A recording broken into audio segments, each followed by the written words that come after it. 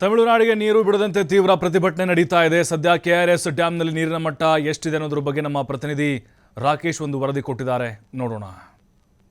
ಕಾವೇರಿ ನೀರು ನಿಯಂತ್ರಣ ಪ್ರಾಧಿಕಾರ ನೀಡಿರುವಂತಹ ತೀರ್ಪಿನ ಬಳಿಕ ಕೆಆರ್ಎಸ್ ಡ್ಯಾಮಿನ ಮೇಲೆ ಎಲ್ಲರ ಚಿತ್ತ ನೆಟ್ಟಿದೆ.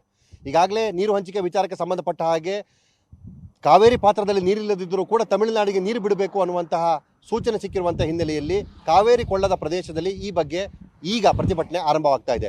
ನಮಗೆ ಕುಡಿಯೋಕ್ಕೆ ನೀರಿಲ್ಲ ಅನ್ನುವಂಥ ಸಂದರ್ಭದಲ್ಲಿ ತಮಿಳುನಾಡಿಗೆ ನೀರು ಬಿಡುವುದು ಎಷ್ಟು ಸರಿ ಅನ್ನುವಂಥ ಪ್ರಶ್ನೆಯನ್ನು ನಾಗರಿಕರಾದಿಯಾಗಿ ರಾಜಕೀಯ ಪಕ್ಷದ ನಾಯಕರುಗಳು ಕೂಡ ಕೇಳ್ತಿದ್ದಾರೆ. ಸರ್ಕಾರವೂ ಕೂಡ ಇದೇ ಪ್ರಶ್ನೆಯನ್ನು ಮಾಡಿದೆ. ಇಂಥ ಸಂದರ್ಭದಲ್ಲಿ ಈಗ ನಾವು ಕೆಆರ್ಎಸ್ನ ಪ್ರದೇಶದಲ್ಲಿದ್ದೇವೆ. ಡ್ಯಾಮ್ನ ಮುಂಭಾಗದಿಂದ ಇಲ್ಲಿನ ವಾಸ್ತವ ಚಿತ್ರವನ್ನು ಅರಿಯುವ ಪ್ರಯತ್ನವನ್ನು ಮಾಡ್ತಿದ್ದೇವೆ. ತಾವಿಗೆ ಕಾಣ್ಬೋದು, ನನ್ನ ಹಿಂಭಾಗದಲ್ಲಿ ಕೆಆರ್ಎಸ್ ಡ್ಯಾಮ್ ಮತ್ತು ಅದರ ನದಿ ಪಾತ್ರವನ್ನು ಗಮನಿಸ್ತಾ ಇದ್ದೀರಾ.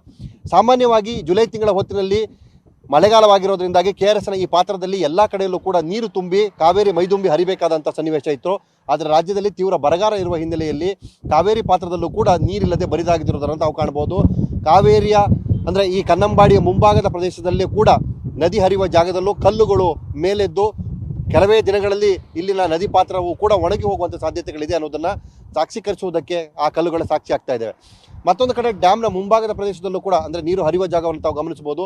ಅಲ್ಲೂ ಕೂಡ ನೀರು ದುಮ್ಮಿಕ್ಕೆ ಹರಿದು ಹೋಗುವ ಜಾಗದಲ್ಲೂ ಕೂಡ ಎದ್ದು ಕಾಣುತ್ತಿರುವಂತಹ ಕಲ್ಲುಗಳು ಮತ್ತು ನದಿ ಪಾತ್ರದ ಮೂಲದಲ್ಲಿ ಸಾಮಾನ್ಯವಾಗಿ ನದಿಯನ್ನು ಹರಿಯುವುದಕ್ಕೆ ಬಿಡುವಂತಹ ಈ ಸಣ್ಣ ಕೊಳ್ಳ ಪ್ರದೇಶವನ್ನು ಹೊರತುಪಡಿಸಿ ಅಲ್ಲಿಂದ ಹರಿತಿರುವ ಸಣ್ಣ ನೀರನ್ನು ಬಿಟ್ಟರೆ ಇನ್ನೆಲ್ಲ ಪಾತ್ರವೂ ಕೂಡ ಬರಿದಾಗ್ತಿರೋದನ್ನು ತಾವು ಗಮನಿಸಬಹುದು.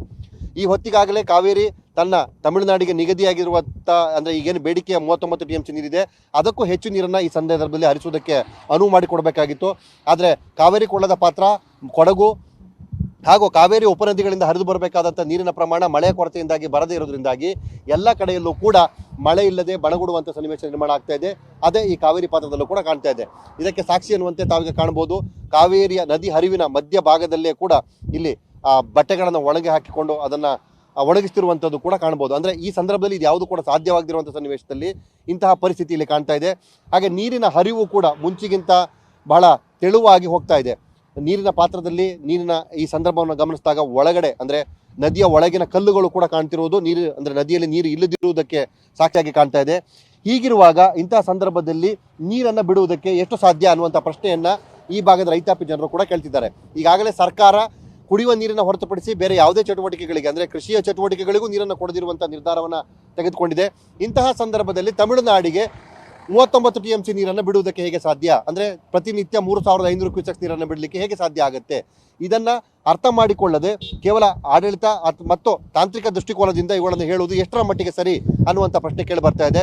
ಈ ಹಿನ್ನೆಲೆಯಲ್ಲಿ ಈ ಪಾತ್ರದಲ್ಲಿ ಇವತ್ತು ಪ್ರತಿಭಟನೆಯನ್ನು ಮಾಡೋದಕ್ಕೆ ರಾಜಕೀಯ ಪಕ್ಷಗಳಾಗಿ ಎಲ್ಲರೂ ಕೂಡ ಒಗ್ಗಟ್ಟಾಗಿದ್ದಾರೆ. ವಿಪಕ್ಷ BJP ಇವತ್ತು ಅಧಿಕೃತವಾಗಿ ಈ ಕೆಆರ್ಎಸ್ ಪ್ರದೇಶದಲ್ಲಿ ಪ್ರತಿಭಟನೆಯನ್ನು ಮಾಡ್ತಾ ಇದೆ. ಪಕ್ಷದ ಪ್ರಮುಖ ನಾಯಕರುಗಳು ಬಂದು ಇಲ್ಲಿ ತಮ್ಮ ಪ್ರತಿಭಟನೆಯನ್ನು ದಾಖಲಿಸಿದ್ದಾರೆ. ರಾಜ್ಯ ಸರ್ಕಾರಕ್ಕೂ ಕೂಡ ಬೆಂಬಲವಾಗಿ ನಿಂತು ಭಾನುವಾರ ನಡೆಯಲಿರುವಂಥ ಸರ್ವಪಕ್ಷ ಸಭೆಯ ವೇಳೆ ಈ ವಿಚಾರವನ್ನು ಮನವರಿಕೆ ಮಾಡಿ ಕೇಂದ್ರ ಸರ್ಕಾರಕ್ಕೂ ಒತ್ತಾಯ ತರುವ ನಿಟ್ಟಿನಲ್ಲಿ ಅವರು ಪ್ಲಾನ್ ಅನ್ನು ಮಾಡ್ಕೊಂಡಿದ್ದಾರೆ. ಕ್ಯಾಮರಾಮನ್ ಚಂದ್ರು ಜೊತೆ ರಾಕೇಶ್, TV5.